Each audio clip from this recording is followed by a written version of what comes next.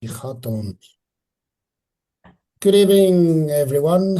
Welcome to another episode of AFJ Ministries. We've got Amen. Steve with us and Pastor Mario. Good evening, Steve. How are you? Good evening, you, Louis. How are you today? It's all right. Life goes on. Pastor Mario, how are you Yes, today? it's blessed day, really a blessed day. Thank you. And you, how are you doing? Surviving. Let's put it this way. We're surviving. Yes, that's true, eh? Okay. But all is well. So happy to be here. Amen. Good. Right. So I will open for us in prayer and then I will give over to Steve. Right, dear Amen. Lord, thank you very much for bringing us all together tonight. Lord, we pray that you will let the Holy Spirit lead Pastor Mario Amen. Thank in you, the Lord, for word this. that you want him to deliver to everyone who is listening tonight. Lord, we pray that you will have your way. And Lord, that we are the vessels that you use to deliver your message. And we pray this in your name. Amen. Amen. Amen. Thank you so much, Louis. And good day, everyone, and welcome to yet another episode of A Life for Jesus, episode 9. As you all know, we are busy with a new series. We are busy with integrity in the workplace. Now, we started off with my dad, Willie van Staden, that gave us episode 1, which was very dynamic. And today we are doing episode 2, and I'm part 2, let's say part 2. And I'm honored, I'm really blessed to have um, a regular speaker here again with us. He's part of the furniture of AFJ Ministries. It's a huge honor for me to introduce once again Pastor Mario Todd from Better Together Foundations Ministries.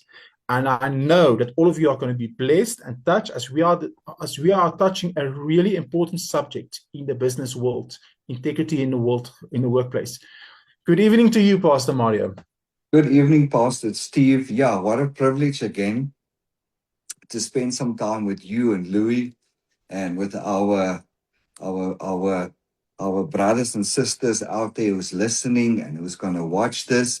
I think it's a very interesting subject that you guys are busy with and that I can be a part of, because you don't see integrity so much prominent in the business world, even in the church world. You do not see it so much prominent. Um, and it's all about how you perceived it. Because if I look at my work history before I went into full-time ministry. I've been in finance, I've been in banking, I've been in legal, I've been in aviation, I've been in office automation, and I've been in retail. And this is how I perceive integrity. So, and I also worked for two major big Christian organizations. One is big in South Africa, and the other one was an international ministry where their one office is still here in Randburg. And to be honest, and I want the viewers just to understand that this is my view of what I've seen when it comes to integrity in the business world and integrity in ministries that's working for God, that's changing the world. And I can honestly say that when we look at integrity in the business world, my experience was that the business world's integrity is more than businesses that say they are Christian orientated. And that is it's such a shame, it's such a pity, because you should think that it must be vice versa. You should think that a company that states out there we are Christians, we built our business on Christian foundation, on biblical foundation, on the Word of God. Their integrity must be so much higher towards their staff, towards their customers, towards their creditors, towards their debtors, and etc. and etc. I've got a very good friend. He's been in ministry more than 35 years already, and he has a practice in Sandton. He's a registered counselor. He's got his own congregation. And I had a conversation with him and say, listen, but how do you experience when counseling people the subject of integrity? And because it's counseling and there's the POPI Act in South Africa that we need to abide, and it's obviously your client, all of those personal information. But the interesting thing that he told me is that um, because of the slow economical growth in South Africa, and also so much businesses that's closing down because of the economy not growing fast enough, there's a lot of people that's losing their jobs. And what he experienced is when these people come for counseling, they then feel like um, they're now getting hammered like a criminal because they cannot pay all their things because obviously they don't have employment. They feel like they have been hammered as criminals, and there's no integrity in the organizations, for example, where they bought their car through or their house through.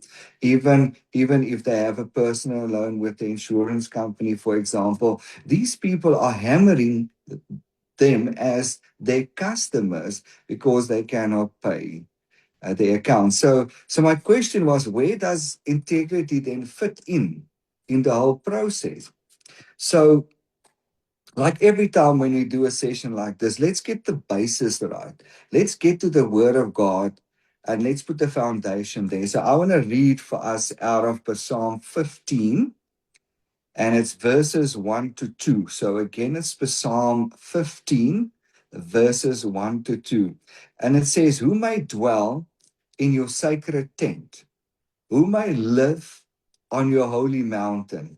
The one whose walk is blameless, who does what is righteous, who speak the truth from the heart. So I'm just going to repeat that. The one whose walk is blameless, number one. The second one is who does what is righteous. And the third thing is who speak the truth from the heart. So it's those people that may dwell in the sacred tent of God and also may live on the holy mountain as per the scripture. So let's get to integrity. Let's look at the biblical view on integrity. So something very interesting. So I went to the original text, the Hebrew text, to see what does integrity mean? The biblical integrity, what does it mean? So interesting, the Hebrew word for integrity is tom, T-O-M, or toma. And listen to the word explanation that it is. The meaning is blamelessness, completeness, sincerity, and wholeness. That is what biblical integrity is, in short. So integrity in the workplace means that if I am the supervisor, or I am the leader, or I am the manager, or I am the employee, it doesn't matter where I fit into the organization, is that how I conduct myself must come from my heart. And the reason why it needs to come from the heart is I need to seek through my integrity to honor God, number one. I need to seek through my integrity to serve others, number two. And number three is I need to seek in integrity to uphold the truth. And that's the three important things that we need to understand. Regardless my personal gain, regardless the pressure that I'm working on, regardless the supervision that is appointed over me. That is the three things where integrity needs to come from the heart. It needs to honor God, it needs to serve others, and it needs to uphold the truth. So that is integrity in a nutshell. Now we need to look at what is the core biblical principles for integrity. And this is very interesting. It says integrity starts from the inside. You see, the day that I give my life to Christ, you see, when I give my life to Christ, God and the Holy Spirit is not standing outside. They're in the inside. Okay. So when I get filled with the Holy Spirit and I speak in tongues, that's when the Holy Spirit starts to manifest through my life. But here's the thing. My character, my conduct, and my commitment starts from the inside. Integrity starts from the inside, and then it comes out. So the Bible teaches us that character comes from my conduct and my commitment. So what am I saying? I'm saying that integrity involves in three things. So firstly, it will come from the heart, right? And then it will move outwards. So here's the three things that we need to take in consideration. So it's truth in the heart, number one. It's truth in the speech, number two. And three is it's truth in action. So when I say truth in the heart, it means I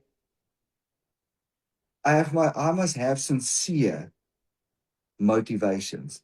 I must have honest intentions. That's why it comes from the heart inside out. The second thing is truth in speech. So I must be accurate when I communicate. I must be trustworthy when I communicate. That's why integrity comes through speech. And then the third one that is so obvious because we get taught in the Bible about it. When your life is changed, you start doing stuff for people, for Christ, without expecting anything back. So, truth in action means my behavior, how I talk, how I act, when the pressure cooker is on, what is the character that's coming through me? That my behavior must reflect my values. I cannot say that my value is A, but I do B. If my value is A, I must do my value A. That's the important thing. So integrity is the three things. It's truth in the heart, it is truth in the speech, and it's truth in the action. That starts from the inside and it works itself out so that it manifests in what I do. So then we can go further and say integrity stands on a couple of pillars because that's important. There have to be a foundation for integrity to exist, for people to see integrity, for integrity to manifest. There should be a few pillars where it's standing on. So let's quickly have a look at a few pillars. Okay, so we've got number one. It's the integrity as wholeness. Number two, we've got integrity as faithfulness. We've got integrity as moral courage. And then the fourth one, we've got integrity as stewardship. And then the last one, we've got integrity as witness. So that's the pillars that integrity is standing on. And integrity cannot stand if there's only three working, or is only one working, there's only two working. All five pillars needs to be there for integrity to stand. So let's quickly have a look at these pillars quickly. So integrity and wholeness means that I as a person, my integrity must be the same everywhere. I need to be, as I am in church, I must be at work. I must be at home. I must be in private. I must be in the public eye. My integrity must be the same. It cannot lack somewhere because then there's something wrong with my integrity, something wrong with my character. It has to be the same everywhere. It has to be the same when things are going tough and when things are going great. My integrity have to be the same. So there's no difference between my faith and my conduct when it comes to integrity. The faith and the conduct must be on the same level. As I said, I cannot have value A, but I do value B. In my whole existence, everything must be value A, for example. The second one is integrity as faithfulness. That means that in the business world, I must carry out my responsibilities that was entrusted to me. It means if I am in a job and I need to be 8 o'clock at work, I am 8 o'clock at work starting to work. It means when I have a project to do in my work, that I have time management for that project. It means that I will use, wherever I work, the company's resources, I will use that responsible.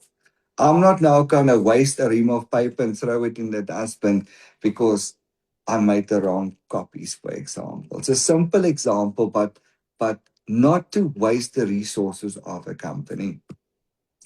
And obviously producing quality work.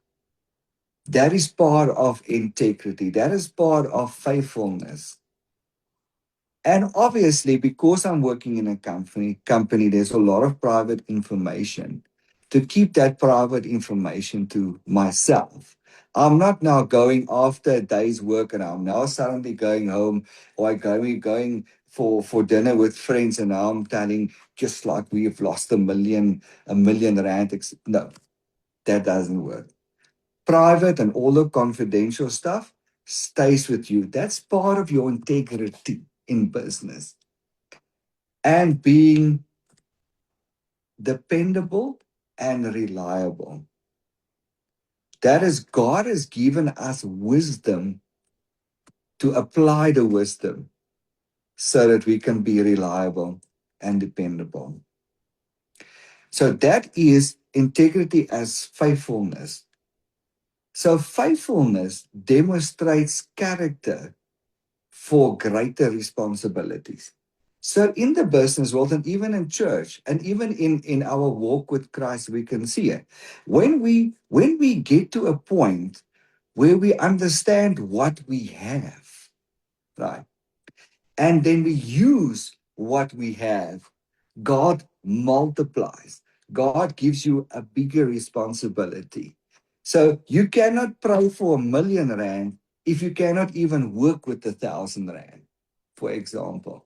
The same in the business world. If I am faithful and I'm honest and I'm trustworthy and I'm functional and I am private and confidential with the company's information, then somewhere on the line there will be a promotion. Somewhere on the line there will be a good salary increase. Somewhere on the line there's going to be a 13 check or a bonus, whatever companies do these days. So that is faithfulness. And we can really say that does that not apply with our walk with Christ?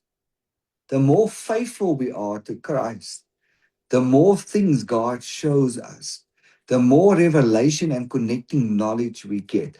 The more I always say, and I said it a week ago as well.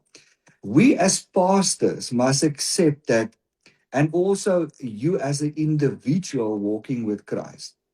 There's going to be people that's for a specific season in your life and in your congregation. They're not destined to walk with you to the end. Then there will be people that is destined to be with you till the end. And exactly the same with integrity. Some people is with you with integrity for a certain period of time. And other people will then stay with you, stick with you till the end when they retire in your business. Great. So let's go to number 3. Integrity as moral courage. So what are we saying?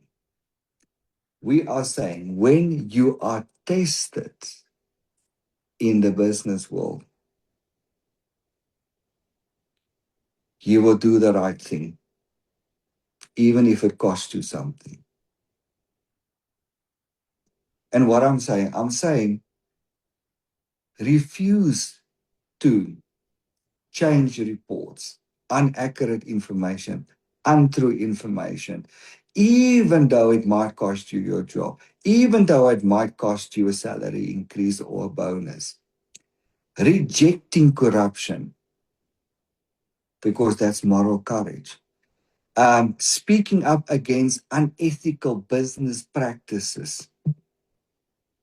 And how do we see that so much in businesses and even in the church and even in Christian organization? Unethical operations, unethical decisions that is made, unethical people that is promoted that doesn't have it to be promoted. Treating people fairly and not discriminating and not showing favoritism. That is integrity as a moral courage. And the reason why it's called moral courage, because righteousness is not always convenient. And how true is that? Righteousness is not always convenient. To be a child of God is not always convenient. How many times do we read in the word? I mean, just if we just look at the disciples of Jesus, I mean, if you study how they actually were crucified, how they were actually killed and crucified and burned and cut in half and stoned to death, the righteousness wasn't always convenient. Exactly the same in business world.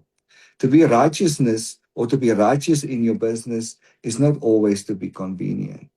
The thing is that we need to understand with integrity, not everybody's going to like you if you have integrity. You will have those that will come against you, that will test your character, that will test your moral compass.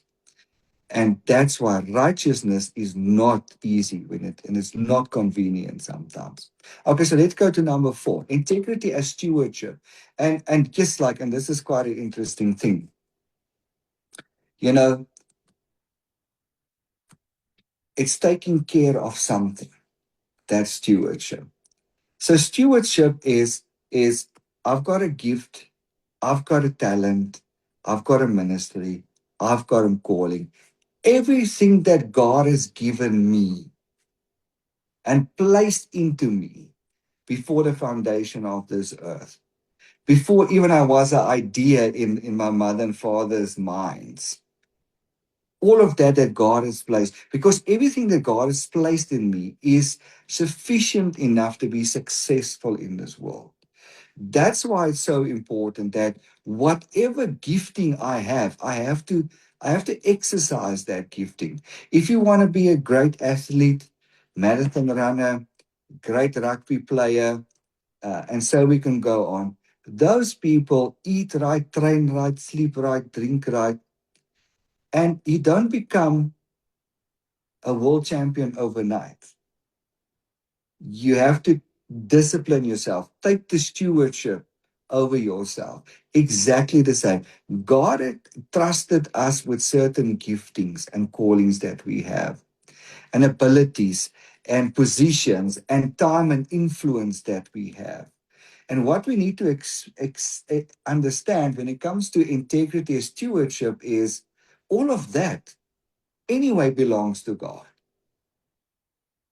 So in the workplace, the gift that I have, the responsibility that I have.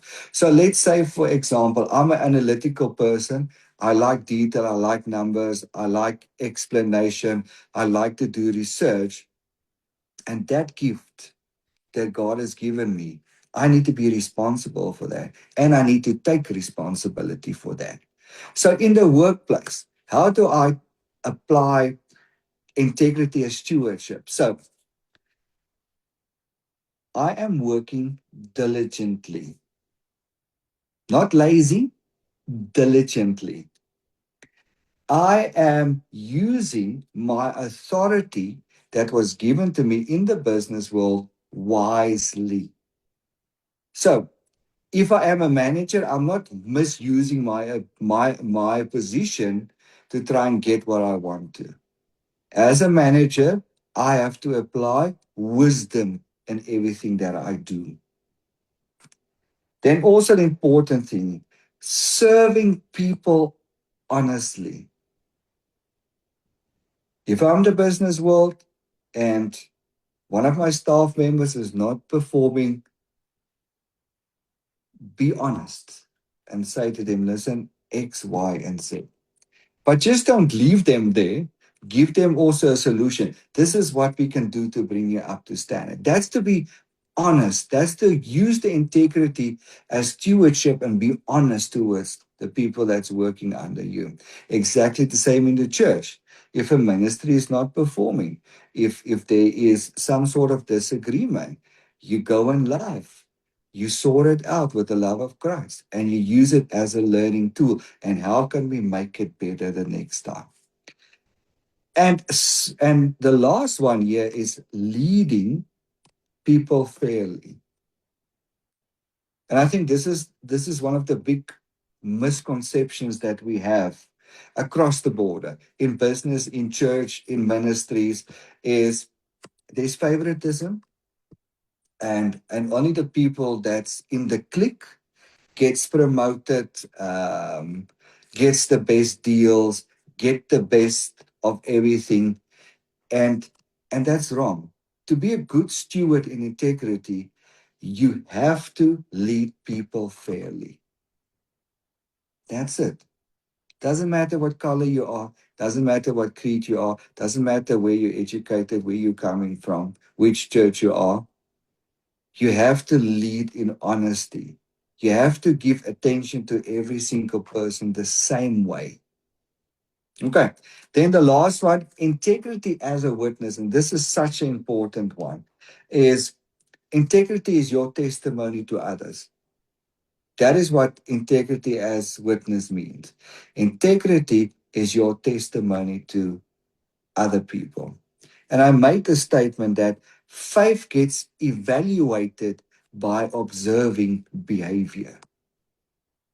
So wherever we are, if we're in a business, our own business, working for someone else, or in church, in a ministry, people are observing your behavior patterns.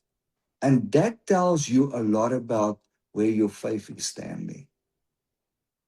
So if I am a negative person, complaining about everything, and not finishing my work on time, and not being punctual, not being honest, and not hardworking, and not trying to lead people on the same level with the same attention, then it tells me something about my faith. And as we said in the beginning, that integrity starts from the inside and it works itself out. You cannot have say value A with your mouth and do value B. No, because your faith is being checked against your behavior. And that is so important. And also, how important is that when we come to the scripture is faith must be tested to see if it's true faith. Observing behavior is the way that faith is evaluated. I cannot stand Sunday on a pulpit and teach hope to my congregation if I don't even believe in hope in Christ. Exactly the same in the business world when it comes to my witness, my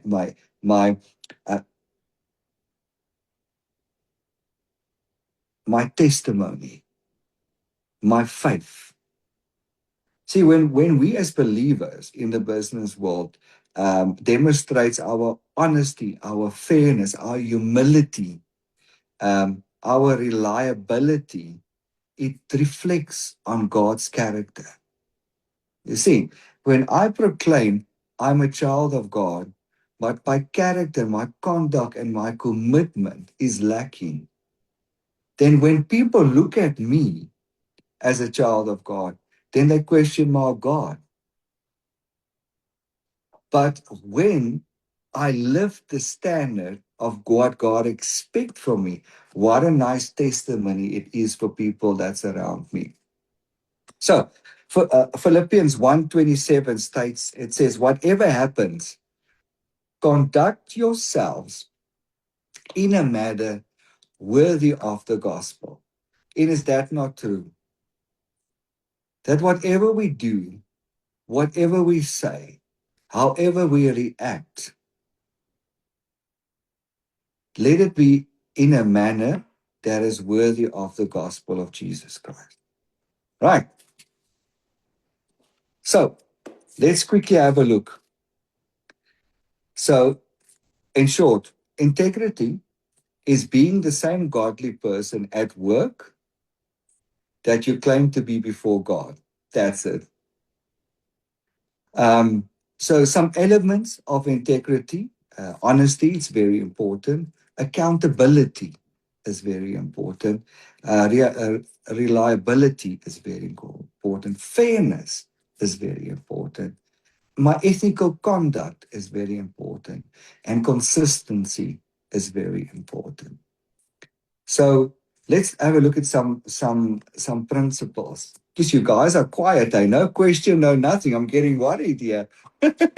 So let's have a look at some principles when it comes to integrity in the workplace. And this is also so important.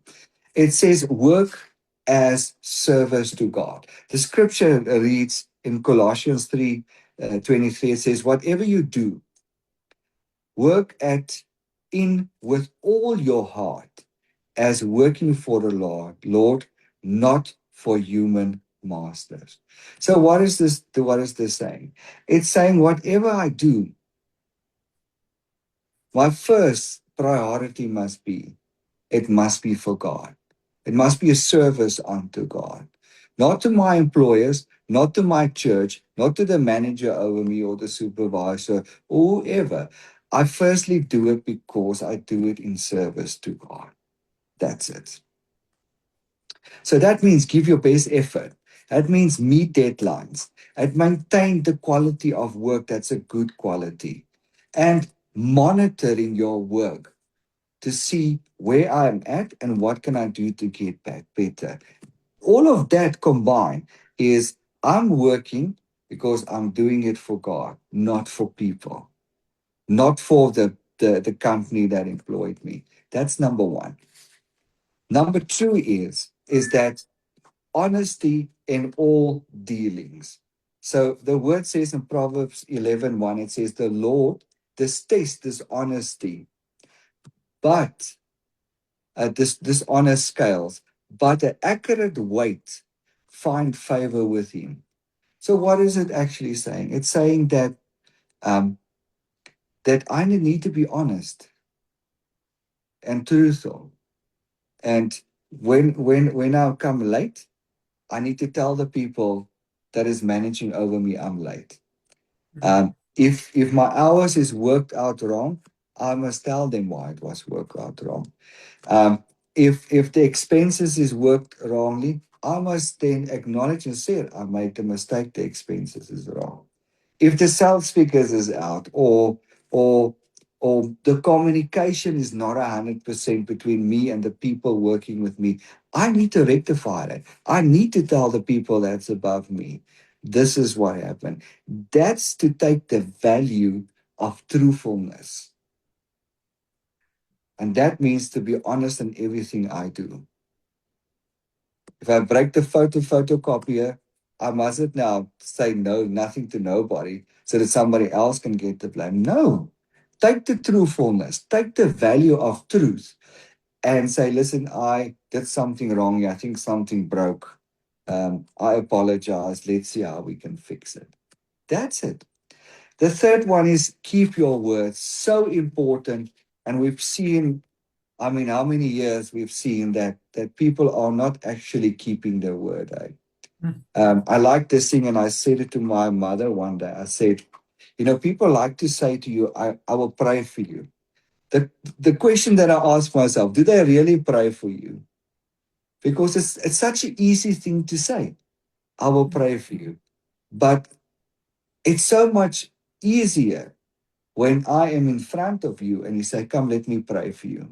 Because then it's tangible, it's there, I can receive it. But how many times did we say, oh, I will pray for you, or you know what, I will get in contact with you, no, I will look and see, and then I never come back. How many times do that really happen? And that's why, keep your word. Integrity is honoring your comments. It's fulfilling your responsibilities. The word says in Matthew 5:37, it says, let your yes be yes and your no be no. And I think that's something that we need to learn, not just in business, but also in church. I know for quite some time, I really felt guilty if I had to say no to somebody. And I've learned now, sometimes you have to say no. And sometimes you have to say yes. And yes, if you say no, there will always be people that won't be happy. And if you say yes, there will always be people that's not happy. But the thing is, when you commit yourself, when you give your word, stick to your word. Let your word be yes and amen. And if you say no, then let it be no. Don't say no and do something else. Let it be no, no, so that it can cancel each other out. That's the important thing. The thing is, when I make a promise, keep it. When I've got an assignment that I need to complete or a task that I need to complete and there's a date that it needs to be finished, stick to the date. Don't go over. And if I've got a timeline to do some sort of communication via email or via phone or via WhatsApp or whatever social media thing I use, be on time. Stick to the date. Be honest with the information that you're giving. Number 4 is avoid corruption and unethical gain. And unfortunately, we live in I said to my wife, we were driving, and I said to her, I guess we live in such a beautiful country. We've got so beautiful places where you can just stop and rest and you can see God's hand. But we are so corrupted. And we have so much problems in our country that the problems and the corruption is overshadowing the beautifulness of our country, the beautiful cultures that we have that makes this country so special. And that's why it is so important, because the Bible warns us against bribery, warns us against fraud, warns us against exploiting others so that we can get to the top. And are we not seeing that in the business world currently? We will tramp on other people to get on top. We will inflate deals to get more money. We will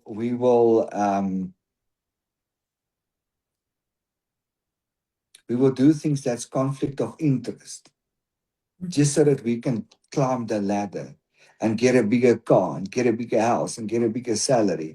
And we don't actually care on the people on our way to the top that we destroy and that we tramp on and that we treat negatively and that we speak things over their life negatively. But we have to avoid that corruption. We have to avoid that unethical gain and unethical behavior in the business world and also in church. So the word says to us in Proverbs 10:19, it says, whoever walks in integrity walks securely. So what that is telling me, if I am a person of integrity, I am secured. And I'm secured in Christ. And that's so important. So no fraud, no corruption, no shortcuts, nothing like that. Be honest, be to the point with your integrity. And the 5th one is treat others with respect and fairness. The word says to us in Luke 6:31, it says, do to others as you would have them do to you. And I just want to quickly stand still there. You see, when I say I love myself, but I don't love my neighbor, how can I really love myself? Because I need to love my neighbor as I love myself, to be honest. So if I hate my neighbor, then it means I really don't love myself, because the two are connected. But here's the thing. Integrity affects how I interact with my coworkers, my customers, my leaders. To be fair, to be respectful, to be compassionate, to have professional relationships. That is what it means to treat others with respect and fairness. And I think this is one of the things that we are currently lacking in South Africa, because we do not know how to be fair. We are so in this race of trying to make it, of trying to be successful, of trying to be better than the Joneses next to us, that we forget to have humility. We forget where we came from. We forget that we started humbly. Yeah. So it's so important. And here's another thing that I want to pop in here. When does racism start? Racism starts when I'm no longer seeing Jesus Christ in the other person. Because when I see Jesus Christ in you, I don't care where you're coming from. I don't care what's your status. I don't care where did you go to school. I don't care what you eat, where you stay, what you drive, because the Jesus in me is connecting with the Jesus in you. And as soon as I don't see Jesus, all of these other things start to influence me. You're not the same color. You're not the same status. You don't drive the same car, not the same work. I've got a better job than you. And that's why it's so important that as I love myself, I must love the people around me. And also in the business world, I must have humility. I must have, hulle call it in Afrikaans, empathie hê met mense. But and the last one, the last pillar, is be trustworthy even when unseen. And this is quite a good one. And this amazes me so much. So your character must be revealed when people are looking at you and when you are alone. You must have the same character. You cannot have a character of a good shoes when you're in the vicinity of people, and when there's no people, you're like the devil himself. No. In front of people and on your own, your character must be exactly the same. Exactly the same with your integrity. In front of people, your integrity must be the same as when you're alone at home. There can't be a difference in that. So Luke 16:10 tells us, whoever can be trusted with very little can also be trusted with much. You see, and in the business world, this is protect the information of the company. Use the company's resources responsibility. Be faithful in the small task. Because here's an interesting thing is you have to honor the position. So when we look at our president, you have to honor the position that he is in. Because you never know. You might be the next president walking into that space. Exactly the same in the business world. Be faithful to the responsibilities that was given to you. And at the right time, the right place, you will reap the reward. That's why obedience is God's plan to reward our lives. So when I'm obedient in my business, in my church, in my personal life, in my marriage, my relationship with my kids, my relationship with my in-laws, my relationship with my friends and my parents, when I'm obedient in that, God will reward me. Exactly the same in the business world. If I've got a job description, do the job description the best that you can do. And in that obedience, you will get the reward. And just in short, a person with biblical integrity does the right thing because it is right before God. That's the important thing. It's not merely because there are values and rewards and consequences. Integrity is demonstrating through honesty, accountability, faithfulness, and consistency in every aspect of your work. And just to close off, there's a small prayer I'm going to read it. It says, Lord, help me to work with honesty, excellence, and integrity. May my words and actions reflect your character, and may I be trustworthy in all my responsibilities. Amen. And I want to close off with this and say, remember, your character, your conduct, and commitment to your faith must be the same at work, must be the same at home, must be the same at church, and must be the same when there's nobody around you. Amen. Amen. Thank you so much, Pastor Mario.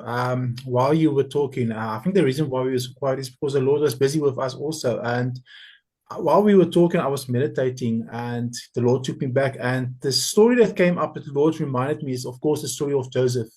If Yes. you look at the life of Joseph, he had a chip on his shoulder, and he thought he had the world on his feet. He's gonna rule over his family and his brothers, and he was Yes. pretty arrogant. Amen. And then God sent him to a place where he had no chance to be promoted. No Yeah. chance. I mean, he was sold as a slave. Now, if you're a slave, there's no possibility of any promotion. It's impossible. You've I mean, got no right, yeah. Yeah, you can't be a main slave. You're a slave. You've got no rights. Yeah. But yet, in the midst of that circumstances, his character and his integrity level was tested. He was in situations where, Potiphar, it was Potiphar's wife. She had an eye on him, and he was tested. He could have so easily have fallen for it. Yeah, true. But yet he decided he's going to stay faithful towards his Savior and his God. He was thrown in jail for something he didn't do, treated unfairly, no chance whatsoever. He could have been so easily have been bitter, but it was in that circumstances that he realized who his God was and what he needed to do. He stayed and he stuck to his integrity, and at the end of the day, God promoted him, and he played a profound role in delivering his people, and also a profound role in the formulation of the nation of Israel. Yes, and amen. that's the example. And I think the question we need to ask ourselves is, we're not always going to be in a work situation where you're going to be treated fairly. Sometimes you're going to be sent into a work situation where you've got no chance for promotion, where you've basically reached the ceiling of your level and there's no chance. And I think the question is, how are you going to conduct yourself, and how consistent will you remain in a situation where you are treated unfair, where you are victimized, and where you are abused? Because at the end of the day, it's not people that promote you, it's God that promotes you. Amen. I can give a short testimony. I was at directly after school, I went to study. I did my 3 years theology diploma at Rhema, and then I went to Full Gospel Church where I did my degree. Third year, I was elected as the vice president of the student council, and I thought I had the world on my feet. I thought I had a bit of a chip on my shoulder. I thought, now I've arrived. But yet, directly after my Bible school career, my first job I got was at retail. And for years, I was in a position where I was basically the lowest of the lowest. It took me 9 years before I got promoted as a floor manager. Yeah. And even then, I wasn't always treated fairly. But at the end of the day, God gave me a promise towards the end, and I will never forget it. In my final year in retail, God said to me, He wants me to start doing podcast episodes for Him. I need to do teachings. Yes, amen. And I was challenged, and I said to God, how am I going to get the time to do it? And God said, you will make the time, but I want you to do that. And that was my final year in retail. God took me out of retail. Today, I'm working for myself. I'm an entrepreneur. And God gave me a platform. You see, people may not recognize your talents, your giftings. People may not promote you, but God recognizes your talents and your giftings. But He wants you to first have enough character to stay humble, to stay to stay stuck to your integrity and to be consistent, even though you are not treated fairly. And in the right time, in the right season, God will promote you. And I think Amen. that is what integrity is to be. It's easy to be a person of integrity towards the people that loves you. It's easy to be fair towards people that absolutely admire you. But it's not so easy to be a person of integrity when you are abused, when you are in a situation where you are treated unfairly, and we're in a situation where there's no possibility of any promotion. But yet, if you're stuck true to yourself, and you stuck true to your God and what God has given you, He will promote you on the right time. So I think it's so important. So thank you so much, Pastor Mario. Absolutely. It's a real important message. I would like to close. Maybe you are here, and as always, I'm going to give people opportunity. Maybe you have learned, you've heard about the story of Jesus, what Jesus has done for you, but you've maybe grown up in a Christian house, but you have never, ever came to a stage in your life where you have accepted Jesus as your Lord and Savior. Today, God is knocking at your door and say, I want you to surrender. I want to come into your life. Revelations 3:20, I'm knocking at your door. Will you open the door for me? I would like to encourage you, right where you are at, just say the following prayer with me. Say, Lord Jesus, I'm a sinner.